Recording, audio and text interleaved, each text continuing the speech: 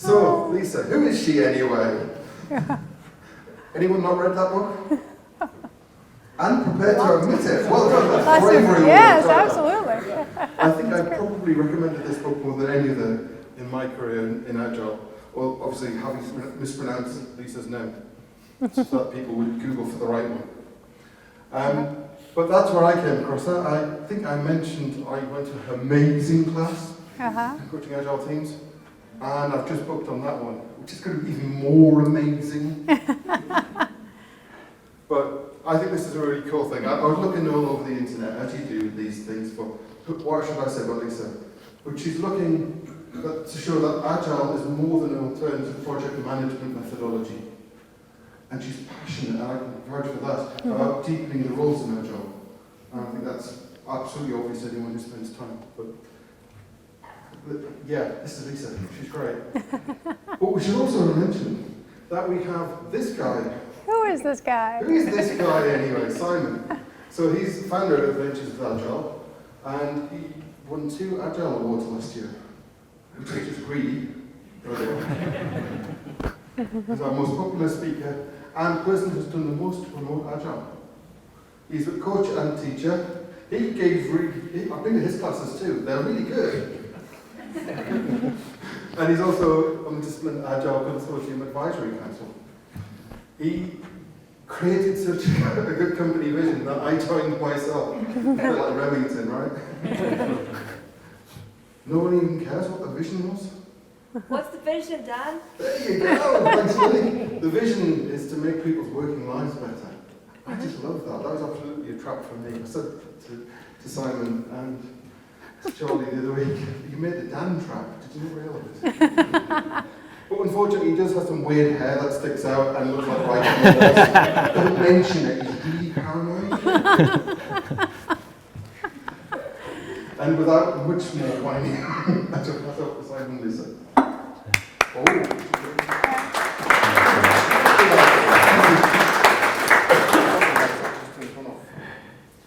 Cool. All right. We'll have to do a switcheroo of computers. That introduction was so good, that's all you're getting tonight. That's just it. That's right. You said good, you meant long, right? Yeah. So while we switch computers, I'll give you a sense of what you're in for. And first of all, thank you for being here. And there's so many other choices you could have on a weeknight. Your family, your friends, your loved ones, all those sorts of things. And you're here with us instead. Thank you. And this amazing facility. Oh my gosh, Moosters, I am so jealous. So I've been a Moo customer for about 7 years actually. And people thought I was crazy in the US for ordering my business cards from the UK. Well, now they actually are printed in the US, it's like a newer thing. But back then they were printed here and shipped, but that's how great they are. I love them. So let me give you a flavor for what you're in for tonight.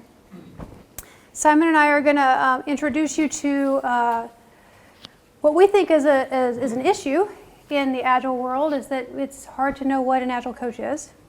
And then we're going to show you a framework that helps explain it a bit. We're going to show you ways that people have used that all over the world, and then we're going to use it together as a community.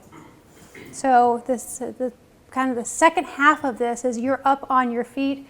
You probably noticed this funky little lime green thing on the floor over here, and we're going to be exploring it together. Does that sound okay?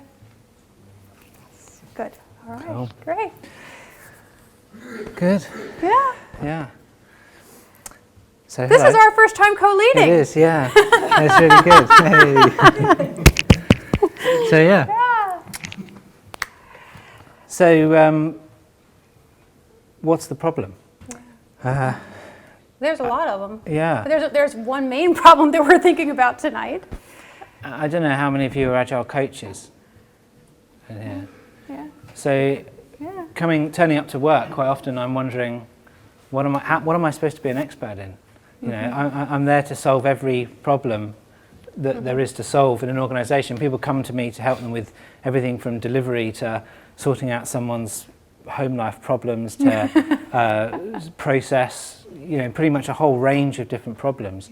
Yeah. But as an Agile coach, I'm sort of kind of expected to know all the answers for everything. And that's a problem. Well, because it's just not true. Yeah. You don't know all I the don't know all answers the for answers. everything. Yeah. I mean, none of us do, right? Yeah. And yet, there's a way that we can create a little more definition around what is this Agile coaching thing and what should people expect and what should we expect of ourselves. So some of the problems we have right now are that, everyone calls themselves a coach, right? And so, you walk into an organization and they maybe have been scarred by someone else who called themselves an Agile coach in the past. Oh, I don't want that Agile coaching thing. Don't give me that coaching thing, So maybe that's something you run into. Another one is, how about this one? Is this true for any of you? Oh yeah, that Agile coaching thing, you can do about 12 teams, right?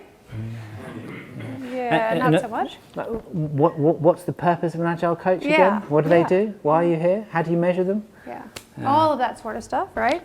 Then there's this okay, I know what to do, but how do I get everyone else to do it? It's not as easy as just telling them how the practices work and getting that up and running. So. Yeah. Yeah, all of these things, right? Yeah. So part of what happened for me after I wrote the Coaching Agile Teams book is that I joined up with a guy named Michael Spade and we created the Agile Coaching Institute. And Michael is a model maker. That's what Michael Spade does in the world. He makes models. And I was very lucky, I am very lucky to have him as my business partner. And we started paying attention to what are the different knowledge areas and skills that people need when they're doing this job of Agile coaching. And a lot of people are doing this job of Agile coaching. Certainly people call it Agile coaches, but also Scrum masters, sometimes product owners, certainly managers, lots of people doing Agile coaching. So how do we help them see the components of that job? And so we started to create this model over time. And the other thing we were really interested in is how can we help organizations know what to do with Agile coaches? For example, as a manager, I've spoken to so many managers who put out a requisition for an Agile coach and they get all kinds of responses from people who have been to a certified Scrum Master class and this week and now they put their resume in, to people who claim they're enterprise coaches and have been doing Agile coaching for 10 years and everything in between. And it's just a big mismatch. It's really hard for a manager to know, first of all, who am I trying to attract? And do these people actually match up with what I'm trying to attract? So for all those reasons, we created not only this framework, but also the learning path that's articulated by the International Consortium for Agile and Agile team facilitation and coaching. So that's a little bit about what we're exploring tonight. Yeah. Would you like the clicker? Sure. Okay. Not that I know what's coming next or anything. Yeah. All right, so this is what it looks like. This is lovingly referred to as the X-Wing diagram, because it just reminds me of an X-Wing fighter. This happened randomly in a class once, that we didn't have enough tape to put down, 8 wedges. And so we just put down the essence of it, and then it stuck. And this is what we've been doing ever since. Right? So the biggest part of this framework is Agile Lean Practitioner. It's literally your practice, your knowledge and practice of Agile frameworks and the Lean principles underneath them. That's it. It's really important. Right? And it's the biggest wedge on this framework because it is important. It's the table stakes for being in the game of Agile coaching, right? But do you see that it's not the only one? And so often, like you were saying, people bring you into the organization because of your Agile Lean practitioner knowledge and then expect you to solve everything in their organization that has probably been there for a long time. Yeah. You guys encounter that? Yeah, good. So we want to now flesh this out with 4 skill sets and then 3 deep dive knowledge areas. So the skill sets on this side are teaching and mentoring. So that's important, right? Don't you teach people stuff as an Agile coach? Do you? All the time probably, right? And you probably mentor people. You sit down with them one-on-one, you teach them how to do things, you show them, they can eventually do it themselves and they're up and running, right? So those are 2 important skill sets. Now, both of those are skill sets totally outside the Agile world. And you can go get a PhD in teaching, can't you? And become a lot better as a teacher, which will probably influence your ability to help people use knowledge. You don't have to, but just becoming a little better at teaching is probably going to help you in your Agile coaching, right? And a little bit better at mentoring will probably help. On this side, we say that you have content authority. That's why people are willing to listen to you, because they believe you know more than they do in this certain topic, whatever it is we're talking about. Now, if you don't have content authority and you're trying to teach or mentor someone who actually knows more than you, that's called bullshitting. Right? And I don't know about you, but I've done a fair amount of that in my career. But because I didn't necessarily, for a long time, I didn't have the skills on the other side to balance it out so that I could help people when I actually don't know more about their content when they do, than they do. When that's the case, though, I can use these skill sets, professional coaching and facilitating, because neither one of those require me to know their content at all. At all. In fact, it's a benefit for me to be a subject matter dummy when I'm trying to use those skills, because it's easier to self-manage my own opinions and desires and wants and, wish that it goes a certain way. So on that side, we say that you have process authority. So there's still an authority to it. There's still a way that you're useful to people and that they'll be willing for you to lead them, but it's not because you're smarter than them in the content. It's because you know processes to help them achieve more. So professional coaching and facilitating, both of these are skill sets completely outside the Agile world that have their own integrity, their own sets of competencies and ethics. It's actually really hard to get certifications in these two areas. You have to prove competence. Yeah. So there's a lot there. Yeah. I mean, when I first did Lyssa's course, must be 18 months, 2 years ago now. Yeah. My thoughts were is that I'm pretty much a people person. I can talk to people. I can help people just by talking to them. And I went on the course, and this was like a window. And there was a whole landscape behind there, stretching out as far as I could see, of knowledge that I had no idea even existed before. Wow. And so that the whole coaching world has been a journey for me ever since, and it really has helped me listen to people, really helped me help that ability to bring out the best in them and in myself as well. But far more than I thought was even possible. And I bet what you found out is that there are actual structures and processes and known methods for helping people through their own problems. It's not just sitting down talking to people. There is process authority that you have here. Yeah, cool. So these are 4 skill sets. You think of them as like ways of delivering your Agile coaching goodness to people, right? And down here at the bottom are 3 deep dive knowledge areas. What happened is over time, Michael Spade and I started realizing that Agile coaches specialize without realizing it.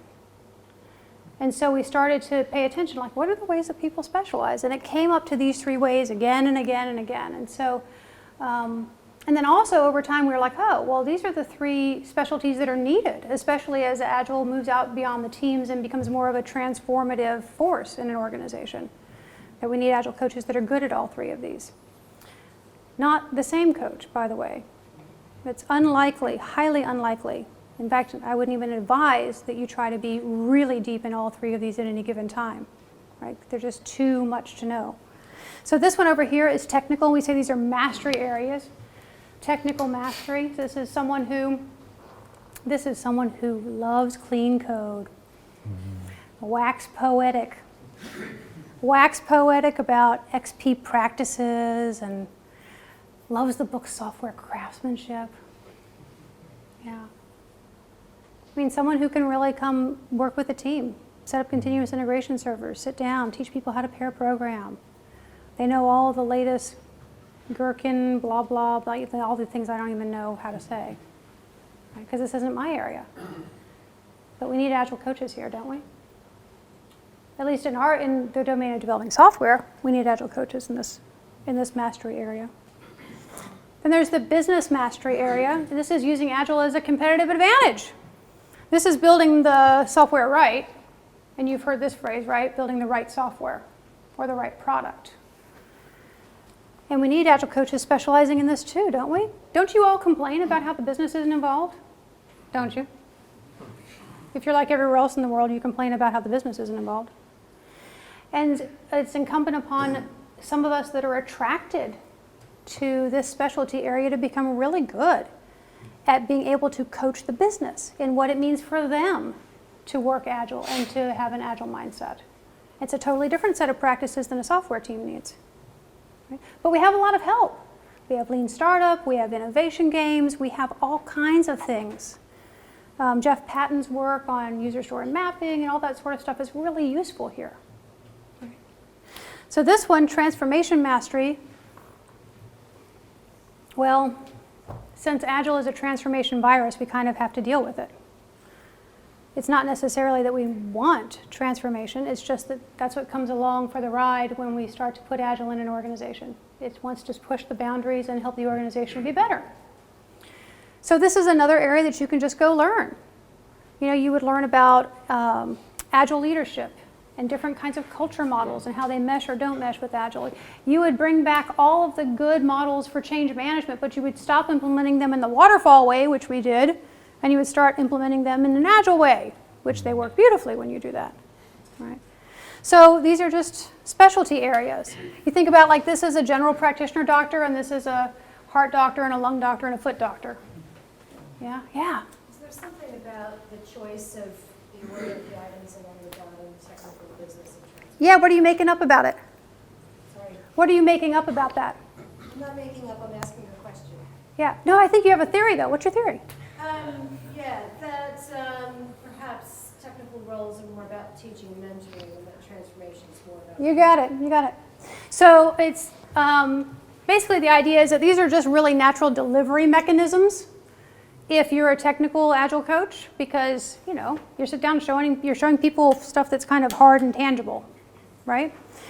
And over here, as you start to work more as in the transformation mastery realm, you're going to have these skills, because it doesn't help people to change for you to teach at them louder, usually. Yeah. So a lot of the transformation mastery knowledge area is aided by these because transformation requires us to look at ourselves and to look at the things about our own selves or our own leadership that are actually in our own way. And those are the skill sets that help with that. Probably not the only skill sets in the world that help with that, but two good ones. Yeah. Okay. Cool. You want us to show you how people use this? One of the ways that people use this is to kind of do like a truth in advertising when they go into an organization. This is what I do. I draw this on a whiteboard and I just kind of color it in like this, and I say, so okay, when you hire me, this is what you're getting. In other words, don't ask me to set up your continuous integration server. That is not me. I'm going to have to find someone in your organization or bring someone in that has this specialty. Now, I know enough about that. See, I know some about that, and I suggest we all know enough about these to know when to pair with someone. All right? Because pairing is good for Agile coaches too, especially as we get to the organizational context. We really need to work together. It's too complex for one person to hold or even see. Yeah. So this is kind of what mine looks like. And my area is transformation mastery. And I've spent tons of money. I've spent like 2 master's degrees worth of money in acquiring knowledge in professional coaching and facilitation. So everyone's is going to look different, right? And we all need them to be different. We need to help each other. This is Simon's.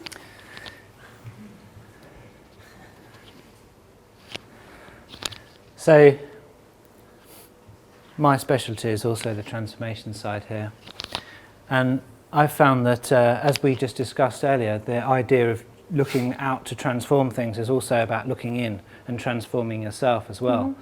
And the areas that I've marked on red here are the areas which I'm hoping to grow at this year.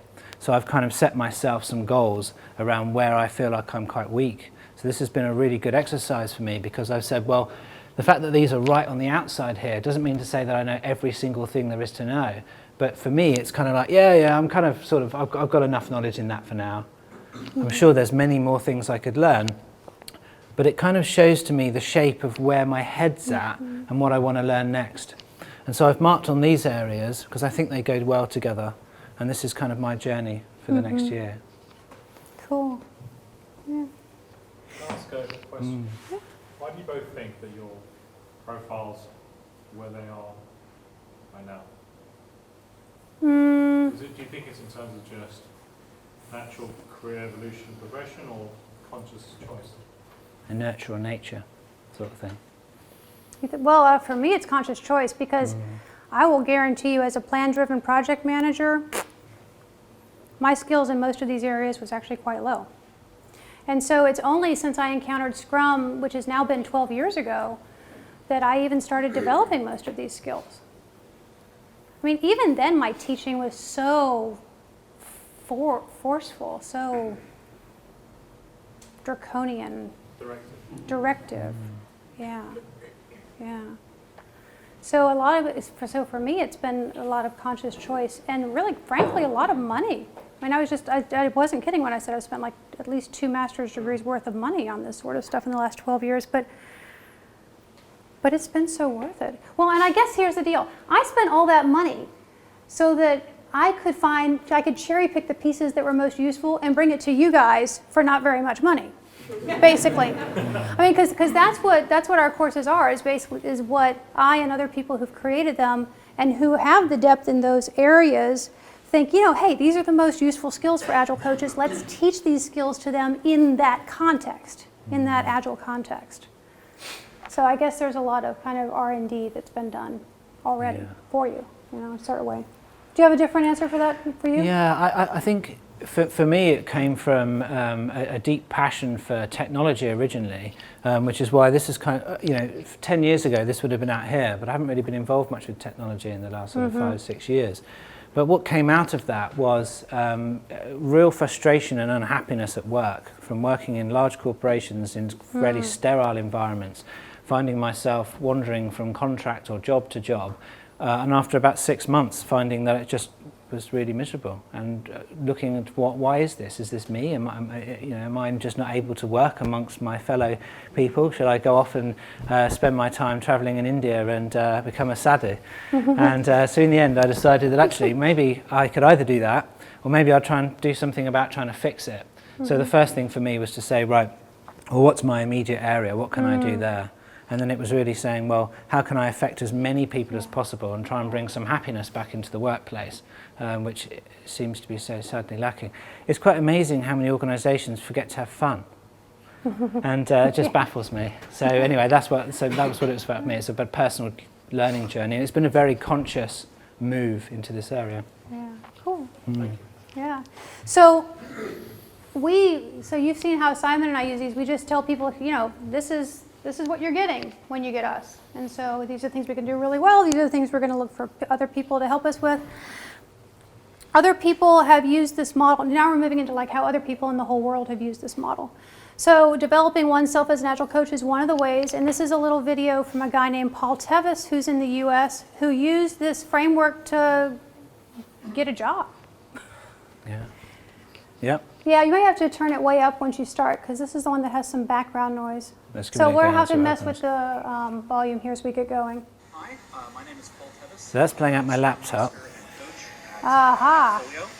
Today is actually day 18 of me. Change your audio settings to HDMI. Do you know how to do that? Oh, I do. Who's going to dance with me? So luckily, Dan knows how to do Dan it. the man, okay. Yeah, I would have been lost at sea, so Good deal, good deal, good deal. look at this. Control, Yeah. that's fine. So all these videos we're about to show you are also at these links.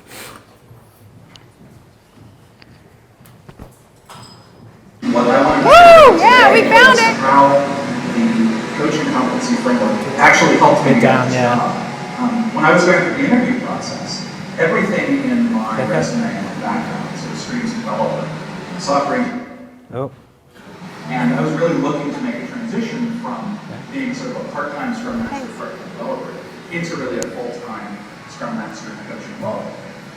And when they were sort of asking me through the process, what do you have that is going to be useful? Because how do you see the role of an Agile coach? I remember the diagram that Lyssa and Michael had put out on the floor in tape when I had taken the coaching Adkins class.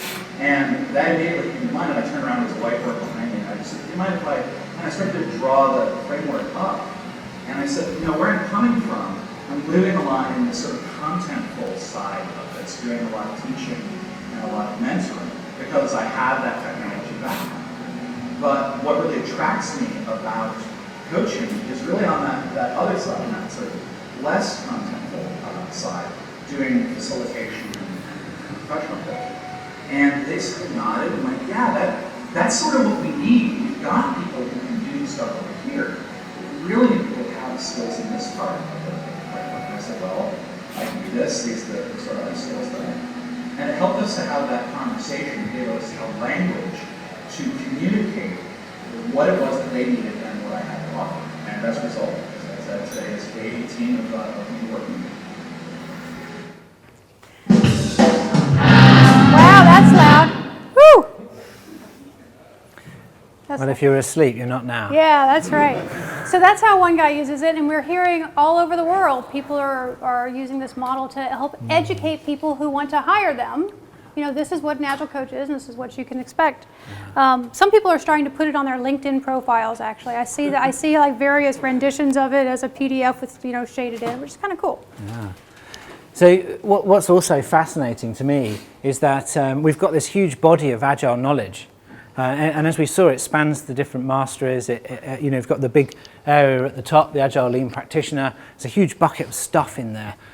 Does that mean that everybody in an Agile organisation needs to know all of those things? Well, clearly not.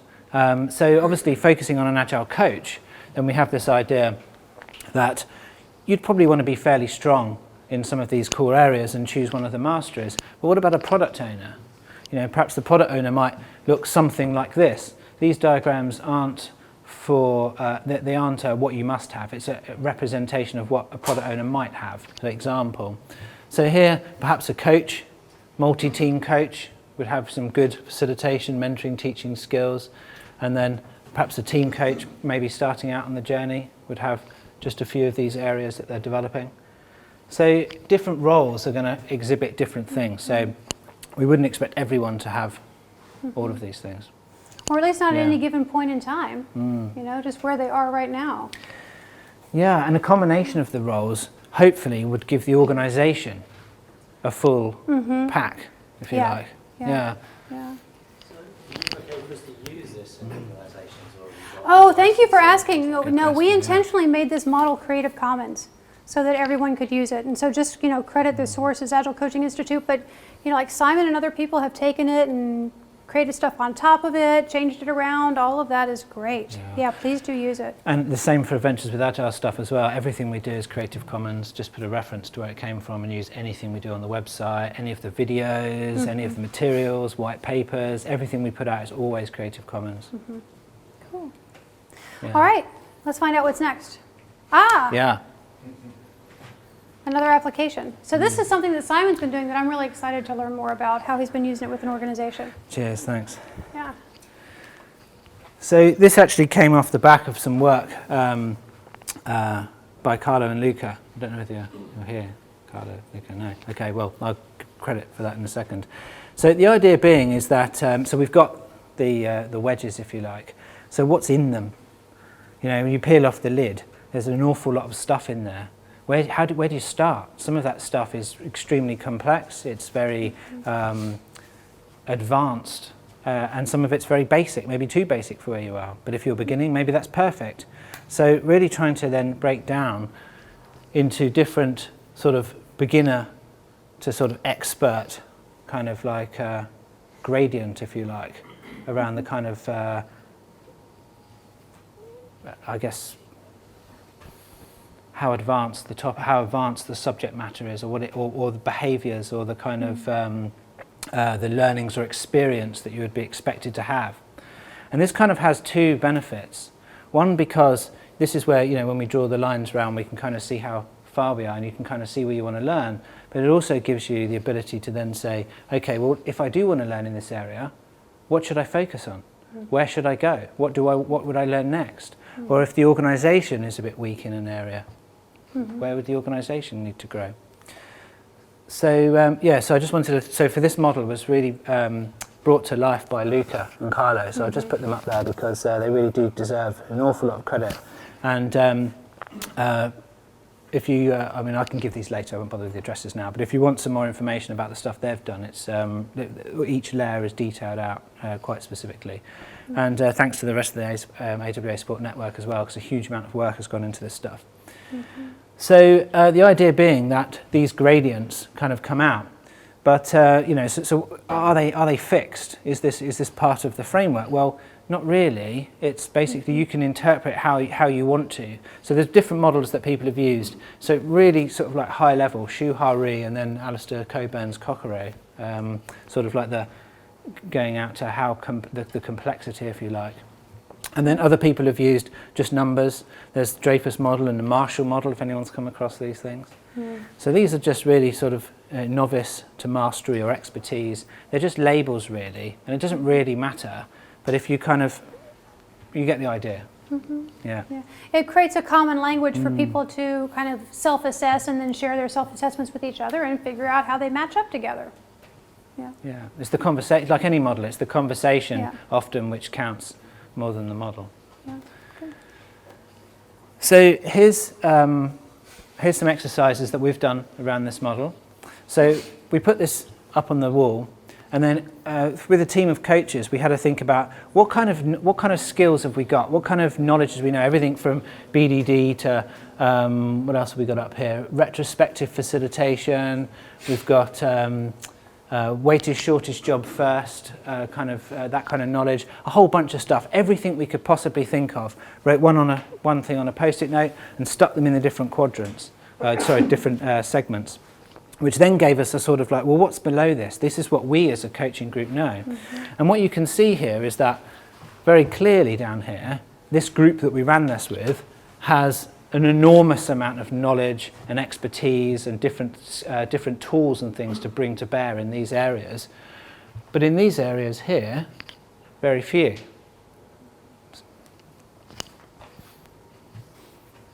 And this part here actually is how Carla and Luca is from their model, and I do recommend checking this out. So for example here, level 1, and then it breaks it down into the different categories, experience and things within that model. So those are actually things people can do or behaviors they exhibit that show their level of development. Yes, exactly. That's cool. Yeah, so there's clearly some things like learn this, or be a Scrum Master for 6 months, or shadow somebody, or that kind of thing. So it's really sort of a wide thing. It's not just about sort of what certificate you've got or what course you've been on, which are important in some cases, but it's also about experience and about what kind of behaviours that you can actually exhibit.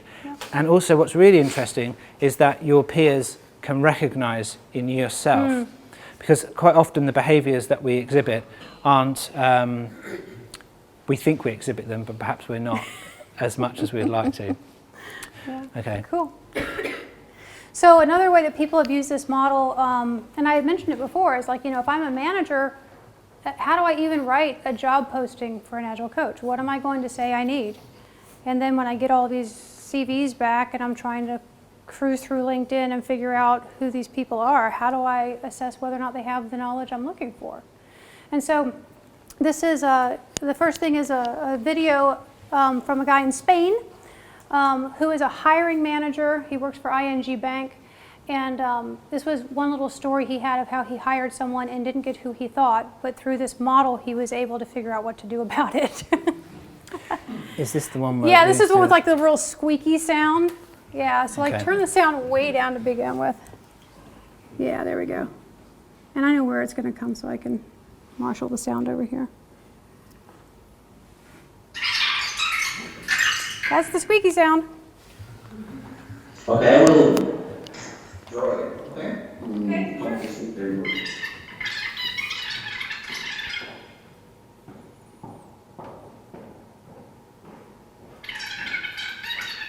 This coach, in my opinion, is not coaching teams, it's just pushing teams. It's pushing teams hard, and he is also, in my opinion, right, because these teams are not the best we could have, but he's not trying to make that team develop. Instead, he's pushing that team because he's a very good technician. He thinks that everyone could be the good technician that he is, but he's not drawing the path of growth for those teams.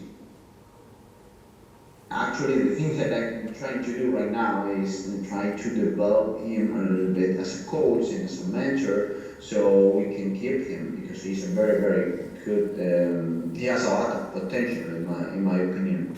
Could be very good. This could be a radar.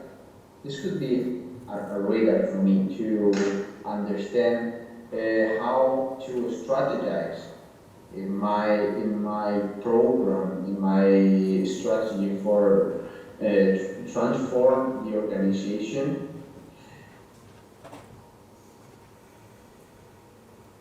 Tell us a little bit about how Angel uses it. And this is about how Simon uses it. So we had a look at our a particular coaching group we were working with. It's a bunch of coaches, it's an organisation. And what we had is everybody drew out their shape. And then we had a conversation around this. And then we got everybody to draw it out. We got everybody to write their each individual skill on a post-it and then put it up to create a map. This was pretty hard to read, but we did kind of get a bit of a shape about what we were like as a team. So if we whiz that on one. Mm-hmm. So what we did then is we took this to New York with one of our clients and did the same thing with all the coaches who had flown from London and New York. So there's a big group of coaches, and we did the same exercise again, but this time we sharpened it up a little bit without the post-its, because I don't recommend trying that, really hard to read. But this time just got everybody to draw their lines on. And what we found with our coaching group was actually quite weak in coaching, but we were really strong in these other areas. Well, this was great because it meant that now we could make sure that the next people we hire, or the next courses we go on, or the next investment we make is around that coaching area and some of these other areas as well. Mm-hmm. And that's exactly what happened. We did actually hire somebody based on their coaching skills within a couple of months, and that was brilliant. So it really helped with that. So the final application we want to show you guys is what's happened when communities like yours use this model. And this has been used all over in Agile user groups and meetups all over the world. People have done what you're about to do in just a little while, to explore it for yourself as a community and to learn a lot about yourself as a community and how you can support one another. And this is how Aaron Beyer-Waltis uses it in Denver. Hi, my name is Wow, sorry guys. Wow. But when I first decided to become Oh, I just paused it. I didn't mean to do that. Scrum Master, I was actually a recovering project manager. And like a lot of people, I was trying to figure out how I was going to help my teams start using this thing called Agile. And I went to my CSM and did all those normal things, but I really felt like something was missing. I didn't understand how to start helping people change their behaviors. It was in one of these classes that I actually was introduced to the framework for the first time, and it really was this aha moment, this eye-opening experience to, really see there in person how differently I could approach a problem by, really taking a stance as a mentor or a trainer or a coach or a facilitator. It also opened my eyes up to all of these different tool sets and places I needed to look to really grow myself into the craft, before I could really shift from just being a Scrum Master, but helping people, really implement this and take this on as a coach. That was a few years ago. Since then, and I've moved on to helping teams, really implement this at all areas of the business. I've used the framework many times since then. There's a lot of vague things about what it means to be a team's coach, whether you're using Scrum or Kanban or just Agile principles, and it's not clear out there how you can really actively play that part. A lot of people throw out terms, Scrum Master equals facilitator, coach, bulldozer, impediment remover, and this can be really difficult because these are all outcomes instead of a real understanding of where they can find these tool sets. It's created a become better Agile coaches and team coaches no matter where they are in the business. And when they're presented with this framework, it gives them a real starting point to say, you know, where I'm at, I need the facilitation first and I can go after that, or I need the coaching and I can go after that first. We run an Agile coaching special interest group in Denver, and we actually introduced the framework to them just a couple weeks ago, and it was amazing how many people out there that are calling themselves coaches or wanting to be coaches or consultants, you know, around helping people do work better and changing their beliefs and creating better cultures.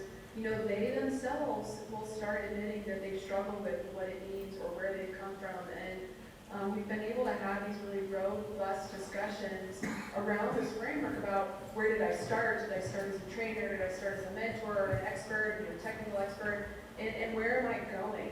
And where do I need to go just for myself personally in my career? And also how can I guide people themselves, you know, in these roles in the company I'm going into? So it's just been a wonderful platform and foundation to grow this Agile coaching craft that I know was very fuzzy for me in the beginning, but is giving me a place to jump off from, continually return to see how I feel like I've strengthened or where I need to be for a client. So I'm really excited to see where it continues to go, and I know that I will be continuing to use it for myself personally, as well as introducing it to friends, other coaches, peers, as well as clients to help them continue to grow their foundation in practice. Thanks. Cool. So, everyone, you ready to try it? Sorry. Yeah, Just before yeah, we do go ahead. Yeah. Sorry. I'm a Scrum Master. Yeah. And I'm here because I've worked with Agile coaches and it's not been a great experience. Yeah. Yeah. But that lady there just said something which really gets my back up. What is that? Just a Scrum Master. Yeah, And me too. That really pisses me off because I don't want to be an Agile coach. I really enjoy being a Scrum Master. And this whole concept that there's a hierarchy that you can be a Scrum Master and then I'm an Agile coach. I don't want to do that. But this whole attitude that a Scrum Master's not as good as being an Agile coach really gets my back up. Yeah. Sorry. You got any more? No, that's it. Yeah, I'm with you.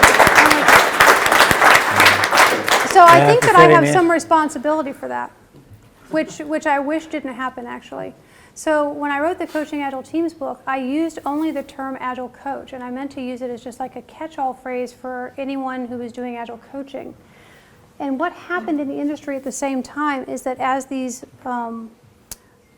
learning objectives were developed, people in the industry, specifically the International Consortium for Agile, said, okay, but people need stepping stones for how they develop themselves. And so we got this idea of like Agile Team Facilitator, which is analogous to Agile Coach, Scrum Master or Kanban lead. And we said, okay, the first skill set that these folks need is facilitation, because that's the skill set that would actually allow a team to be self-organized and collaborate and that sort of thing. But when I wrote the Coaching Agile Teams book, like everything in that book is for Scrum Masters and Agile coaches, no matter what scope they're working with. So my point of view is that all of that was necessary, and really the only difference between those two words was someone's scope. Like how many teams they were working with or what kind of influence they had in the larger organization. At AWA, when we look at what job roles and things people do, we never actually use the word Scrum Master at all. For me, that's a branding issue. For me, it's a team coach, someone who is a coach for the team. They may be doing Scrum, they may be doing something else, and very rarely do people ever actually do Scrum. So it's kind of, I'm totally feeling with that one. I think we've actually seen one client go so crazy with it that they created such a different strata between the two that Scrum Masters didn't think that they could work with their team around conflict. That Scrum Masters had to somehow go find an Agile coach somewhere in the organization to come in and help me help my team with conflict. And this is a big financial credit card organization in the US. And so the organization went, whoa, okay, this is typical of this organization, no more Agile coaches then. You're all fired. And they actually did get rid of all the Agile coaches and said, okay, now all of you Scrum Masters, you need to have the same skills that we used to just invest in the Agile coaches in, which actually was the whole point to begin with. So it's funny what organizations do. Yeah. I kind of wanted to echo that and sympathise because you think you've got it bad. I head up a PMO and we get it far worse than Scrum Master. A PMO? I met up with Dan North actually last week and sort of like, yeah, head PMO is like, oh, right, I swear he used hand disinfectant. Oh, but it's very much like that. But you're absolutely right about the branding stuff because you sort of, right, oh, you're PMO, so you enforce process and everything. It's like, well, no, actually, our PMO mission statement is we make it easier to get stuff done in the organisation. And seems reasonable. The branding is very, very persuasive and getting away from that. Good. It doesn't stop how you act and how you behave as a coach. Good. So don't get hung up on the branding.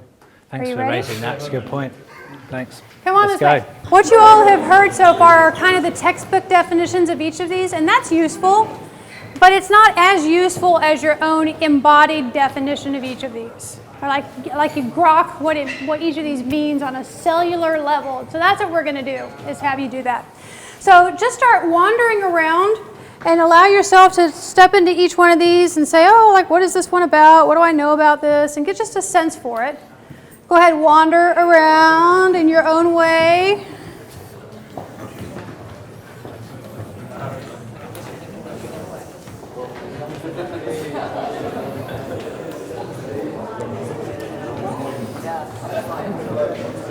Come on in.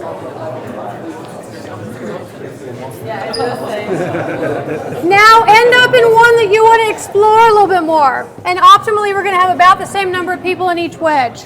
Imagine these green lines go all the way back. Yep. All the way back. So end up in a wedge. End up in a wedge, any wedge. Any wedge. Just one that you want to explore some more. You're going to get to explore all of them, so don't worry. It doesn't really matter. We need some more people over here in mentoring and teaching. We're kind of light over here. It's lonely over here. Come on over if you wouldn't mind. Some of those folks over here, would you mind exploring these wedges first? Come on over. Thanks.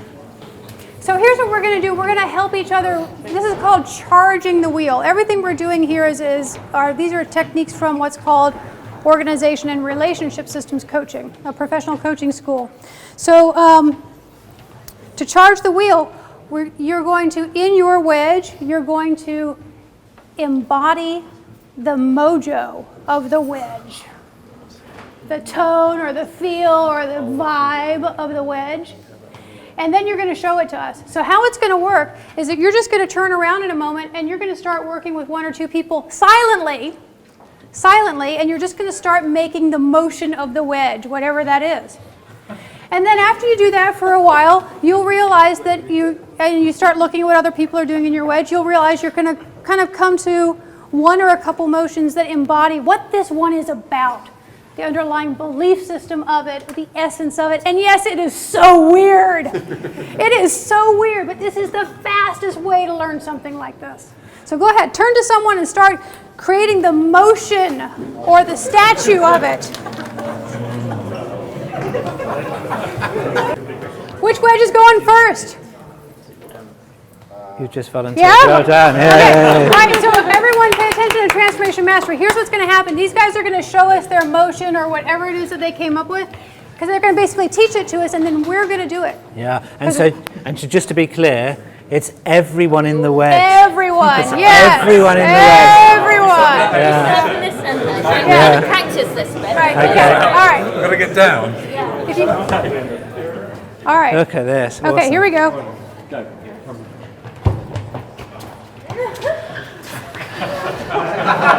All right. All right. So now we all get to do it. So lead us in it. Do it again, and we're going to follow you this time. I guess we'll all come in. Like everybody? Yeah, everybody. Right, so we're going to... Everybody. What we're going to do is each side is going to come round and we're going to follow it through, yeah? Oh, I Makes don't know. sense? I mean, Yeah? just wherever you are. It doesn't even have to be that scientific. Oh, okay. Just good. follow that. If we don't go in the same direction, this is going to get messy. Okay. Here we go. Okay, good. I'm going to take people out. Yeah, right. I'm not that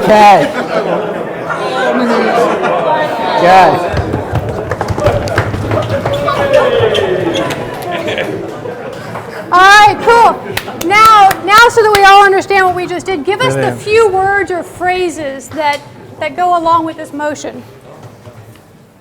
So the movement from one place to another is about a journey of transformation and Like the evolution and the growth throughout the process. and Yes? I don't catch your name. Sue came up with an excellent kind of the growth, the literal standing up and like a tree. It made me think of like a tree growing. Very, very dramatic exercise. Yeah. So transformation is pretty dramatic, isn't it? Yeah. Yeah, cool. All right, so you get the sense of that one. Let's just come this way. Let's do business mastery next. You can do it. You can do it. Just make it up quickly. Yeah, we failed this sprint. You're not a Scrum Master, that's fine. It's the Agile. It's business, too many ideas. Yeah, well, let's see some of the ideas then. So we thought about money. Money. And we thought, oh sorry, I should just be doing this. Yeah, do it. Okay. And we thought about, yes, I had hearing about something. Hearing about something? And What is that one? Searching. So, okay, by the way, that is the nature of this wedge. This wedge does not have one thing that it is. It's all of these different things. We're searching, we're caring for things, we're trying to find the money. So do some of those things. Go ahead and lead us in a few of them. Let's get the sense of it. This is also why, if you're confused about this as an Agile coach, it's appropriate. It's totally appropriate. Yeah? Money. What's that one? What's this one about? what's up? Ideas. Ideas. Oh, yeah. Yes, surprising. Delightful. Surprising. Cool. One F, basically this. What is this one? See the big picture. Big picture. So do this one, big picture. That's not very big, is it? Really?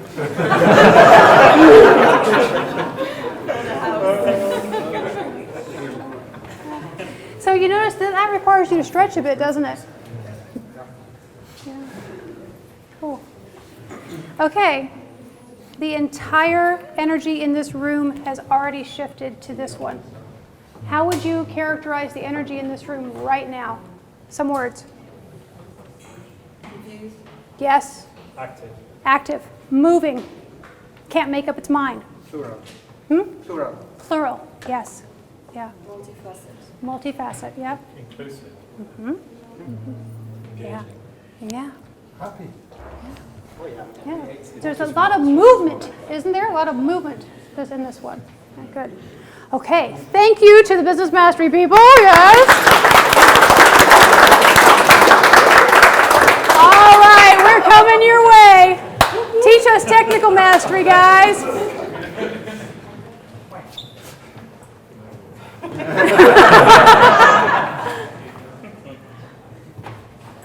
All right. Good. All right. Now let's do it with them so we can really get the mojo of this one. All right. Go ahead. Lead us in it.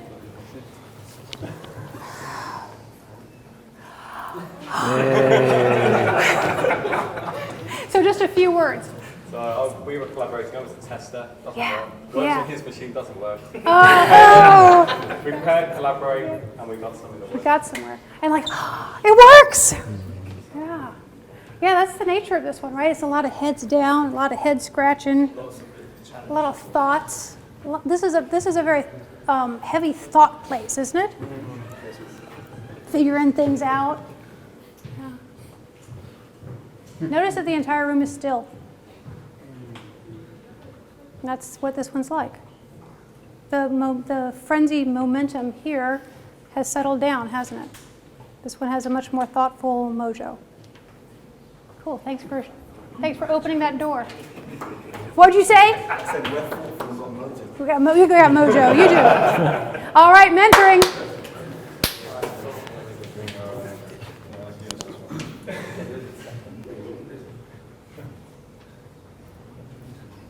Yeah. All right, so we're going to do it with you. This is the easiest one.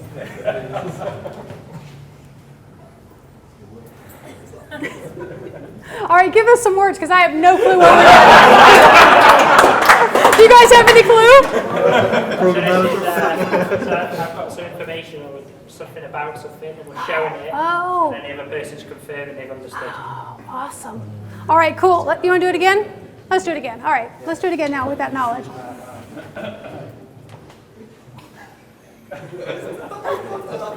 Yeah.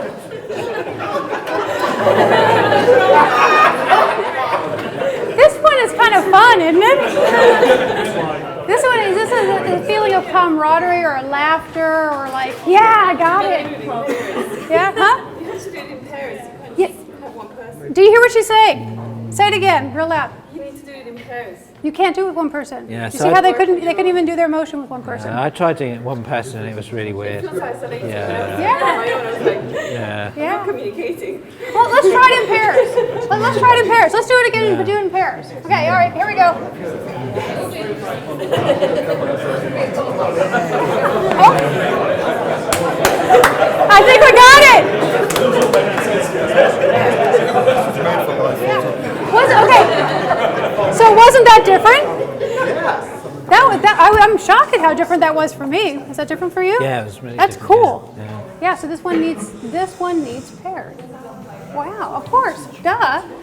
All right, teaching. What's this one like?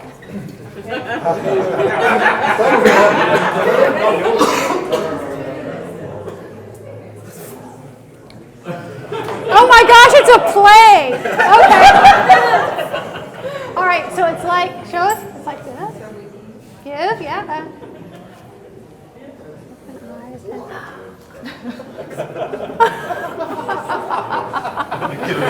Awesome.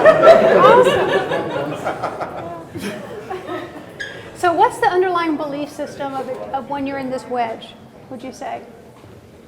Giving. Yeah. Did you see the gift of it? Yeah. Did you guys get it? It's sweet, isn't it? We've got 3 more to go. What about this one? Agile practitioner. I like how people are moving away. There was 4 of us, but then They've run off. realised what we had to do. So come on, Well, who's you know in this what? You only group? have to do it once, and then we're all joining in. Well, should we do all that? Right, so this is what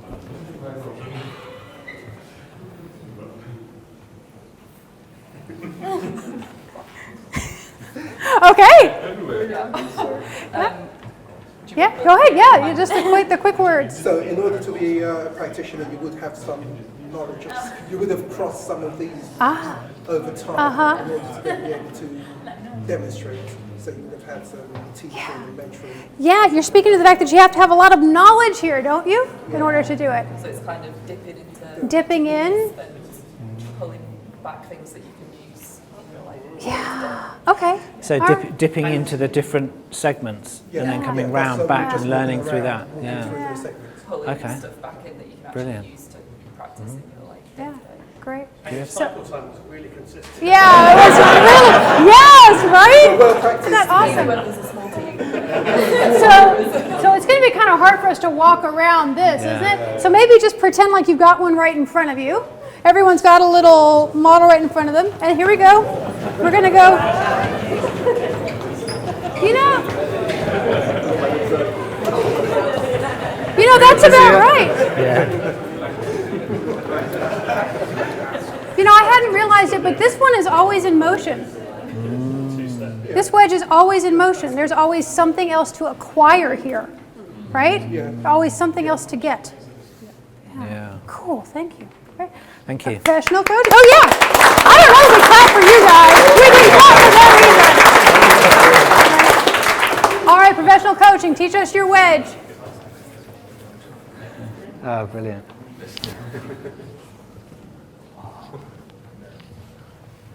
Wow. Okay, so we have ears, and this is? Mirror. Oh, a mirror. Ooh. Okay, lead us on.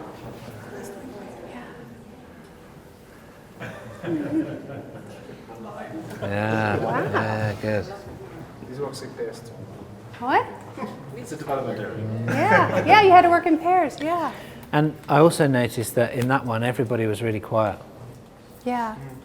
So see how each of these, what we're doing here, guys, is we're downloading the deep meaning of each of these in this very silly way, but do you get how each one is totally different?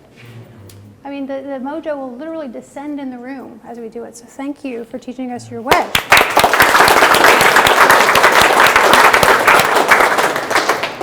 We're coming to you, you're the last one, facilitating.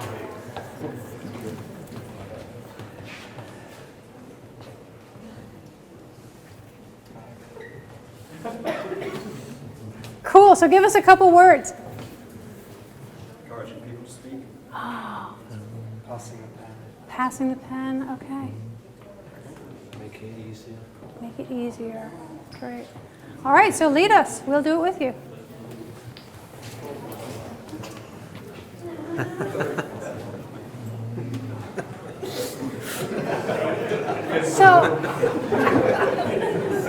So this is the only one.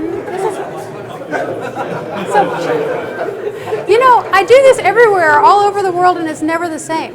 And what's fascinating to me is how much this really shows the essence of this, because this is the only one that we had to do this in a group. Do you see how I couldn't just do it in a pair? You probably couldn't either, right? You had to turn around to other people. And so that's the nature of this one. It's about helping groups achieve more by passing things around. Participation primarily, yeah? Cool. All right. So now we're going to reveal what's true about you all as a community system. And the first way we're going to do that is for you to start walking around this model. And what you're looking for is the wedge that says to you, it's me.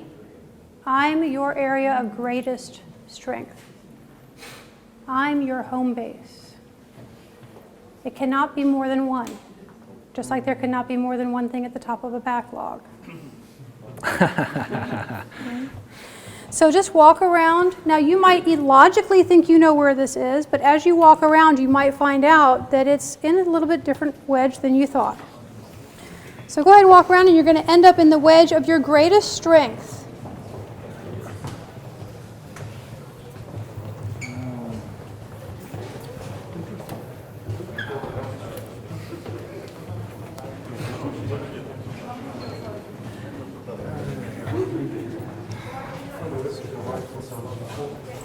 And if it feels like a hard decision, just allow your feet to take you and don't worry about it.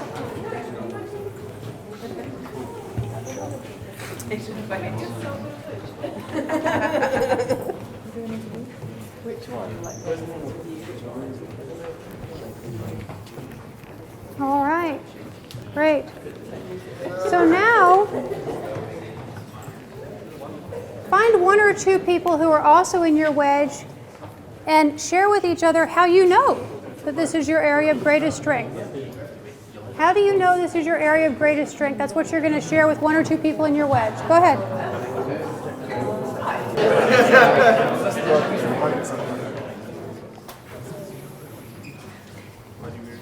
So, just take a moment. Oh, that too. Just to have a look around. This is our community.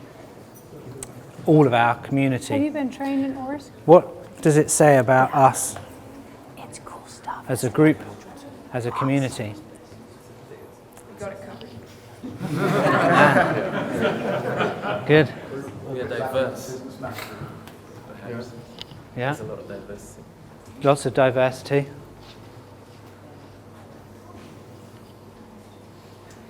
We seem to be more bothered about how than what. And what do you mean by that, Dan? So teaching, mentoring, facilitation and coaching kind of goes most of us. That's the how we're delivering this. We don't have many people who are focused on the what. Yeah. To speak about these things without actually ending up talking about other wedges. Yeah, true. I think what you said about these four are key. What was said? What you said earlier about these four areas being absolutely key. They're key, yeah. Yeah. You wouldn't be able to do any of this stuff. Yeah. with varying degree of knowledge and experience of that. Yeah. So kind of look around. So to the extent that you remember faces or you know people's names, this is the way you can rely on each other. You know, these are people telling you, you know, like, this is my area of greatest strength. Maybe some of these people will be willing to help you if that's the area you want to grow in. Right? Yeah. Now, when we work with Agile coaches and teams of Agile coaches to help them use this as a development roadmap, here's what we tell them. Okay, you got to keep up here with Agile Lean Practitioner because that's what it means to be an Agile coach. Some other kind of coach would have a different domain here. Ours happens to be Agile, right? So you've got to know this and keep up with this. This is not optional, right? And if you fall behind here, then you're just not going to be bringing the latest, coolest stuff to your teams, and they're going to get bored, and then we're going to wonder why you're getting the same results over and over again, right? So this is an important one to keep up with. Over here with teaching and mentoring, I would say be relatively good at both, but be really good at one. You know, so like at any given time, have one that you're improving your skills in. And the same thing over here. You might be fairly good at both, but be really good at one. And this allows you to be balanced. You have something on the content side and something on the process side. Yeah. Now down here, the reason the model is like this is that we say, you know enough about all three of these to know when to pair with someone else. You know, for mine is transformation mastery. My transformation voodoo does not make sense to bring to an organization if they have such bad legacy code that they can't develop, that they can't get anything iterating at all, right? I mean, so that's when I would need to pair with someone here. So we say know enough about all three of these to know where to pair and choose one right now to immerse yourself in because each one is so deep, there's so much to know. So that's just taken 8 wedges and gotten it down to 4. 1, 1, 1, 1. So now, you're going to do the milling around again in a moment. This time, you are looking for the wedge that answers the question, if I grew in this wedge, I could have a greater impact. Whatever that means to you, whatever a greater impact means to you, whatever you're hoping for, whatever kind of impact you're hoping for. So go ahead and mill around and find yourself standing in the wedge where if you grew, you could have the greatest impact.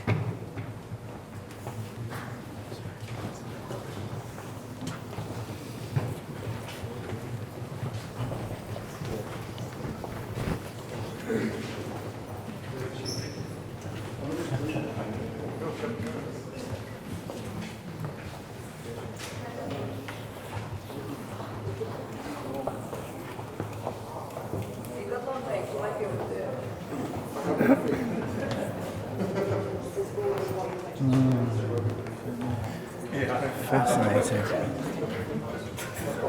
All right, so turn to the people in your wedge and shake their hands. These are your fellow travelers. A couple more minutes in conversation with each other, just about 2 more minutes, and maybe just in groups of 2 or 3 in your wedge. And start to dream into what could become possible. Like if you develop yourself in this wedge, what could you see could become more possible? Go ahead. So as a way of wrapping up this evening, I'm hoping that maybe 1 or 2 of you will say something from your wedge, and it will be something along the lines of, when I have greater skill in this wedge, blah, blah, blah will be possible, whatever that something is. Or, yeah? Good? Okay, great. Please start us. I think maybe what's interesting for me in terms of transformation mastery is the ability to influence the organization. Because I mean, technically, yes, okay, after a decade or so, you gain all the technical skills you need. Right. But how do you make an impact in terms of influencing the organization change? That for me is key. Yeah, so for you, you would say something like, when I develop more in transformation mastery, I will be able to better influence the organization. So actually say that so you can lock it in for yourself. Go ahead. So that gets lost. When I better in transforming, transformation mastery, how are we able to better influence the organization? Now, don't you believe him when he says it like that? I do. I don't know. All right. Go ahead, Dan. When I get better at facilitating, I'll be able to influence the My organisation to better inspiration is that transform this is itself. the way to end it. Yeah, and I'll mention the things over there at the end. Thank you. So when I get better at facilitating, I'll be better able to help the organisation transform itself. Go ahead, go ahead. Okay. Yeah, thanks, Dan. When I get better at professional coaching, I'll be better at keeping my mouth shut and creating opportunities for people to solve their own problems. Yeah. Okay. You're the only man. You're the only one. I got roped into this. Yes, yeah. When I become a better practitioner, I'll be able to, because personally myself, I'm great at codifying things, make things really, really simple and really stupidly easy. So if I can do it, then everyone else will be like, oh, he can do it. Obviously I can. Or they'll be like, he can show me how to do it, or he'll show me to get better than he is. So that's why. And then I can conquer from there. All right, nice. Thank you. Someone from teaching. Well, if I can get better at teaching, then I can pass on the skills and the knowledge to other people. That's the real thing. Yeah, that is. Yeah. Someone there? So if, when I become better at mentoring, I will feel more confident to help encourage my fellow colleagues on a one-to-one basis. Nice. Even more awesome. Awesome. Love it. I love it. They work together. Yeah, that's great. Same as men. Yeah. So maybe someone from there, are you willing to speak into it? Not quite the same sort of phrasing, but I came along tonight with a very, very clear view that I wanted to learn more and find out more about professional coaching. And actually having walked around the circles 2 or 3 times, it's actually the bit I could learn that would unblock the most in my organisation is right there. So I came along thinking I'm going to learn professional coaching and come out thinking I need to get a book on XPT. Ah, amazing. Who knew? Good. Awesome. When I get better at business mastery, I think I'll be better able to apply Agile to different contexts. Yeah. Good. Good. So what happens now is that it's up to you. And you're not alone, which is the good news, right? Because the place you're standing right now, just a few minutes ago, other people stood in that place as their area of strength, right? So you have friends to help.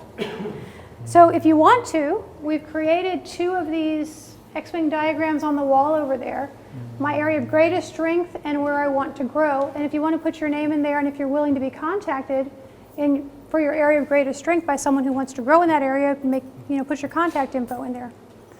And that way you all can help one another. Yeah. That's my greatest hope, actually, is that communities of Agile coaches or people doing Agile coaching help one another, because this is hard work. Yeah. Right? One of the things we've been trialling with Adventures with Agile is in the consultancy is by finding people with exactly as we've been doing here, matching people up, and then people just get together. It's not organised by me or anyone else.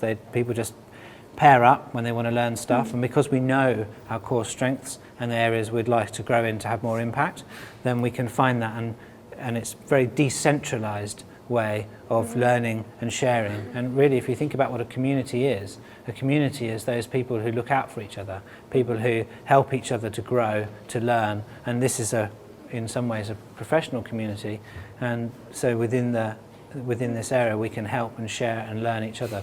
So as Lyssa was saying, this is totally optional.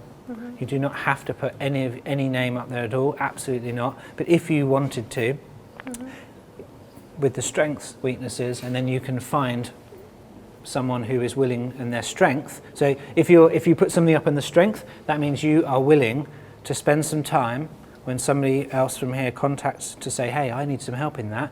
That's your kind of what you're saying there. You're saying, I'm giving my time, or willing to give my time. In the other area is the way you would most like to grow. You're saying, please would somebody come and help me, because I would like to grow in this area.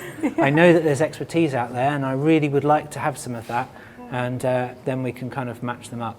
So as I say, it's totally optional, and whilst we're doing that, we also have some pizzas and things. I hope that the pizzas have come. They have actually come over here. Yeah. So what we're going to do now is we're going to do, we're kind of going to wrap up the session. And we're going to hang out as always. Great conversation, bits of pizza and everything. Is there a time that we need to leave by? About 9:30, if we can. 9:30ish, around then. So just bear that in mind. And then whilst we're talking, chatting, if you do feel the need to, or would like to take share advantage in of way. that, would you? Yeah. I mean, really, it is optional, but really, if you're on the fence and a little bit shy, get over yourself and put something up there. Yeah. So a good question. So for names and stuff, is that something which we can just take a picture afterwards, or would you collate it and share it? We'll take a picture of it and I can share it to the group if I haven't thought about that. If we share it, then anyone can see it. It won't be shared outside of this group, definitely not. Actually, do you know what? I think actually what we're going to do is we're not going to collate it and we're not going to share it. What we're going to do is we're going to leave it on the wall, and if you want to take someone's name, then you write it down, take a photo of it, do it yourself, and at the end of the night it's going to be destroyed and removed. So it's only going to be here, it's going to be a private little thing for now, and then that's it, it's gone forever, right? All right. Thank you very much. Beer, yeah, thank you. socializing.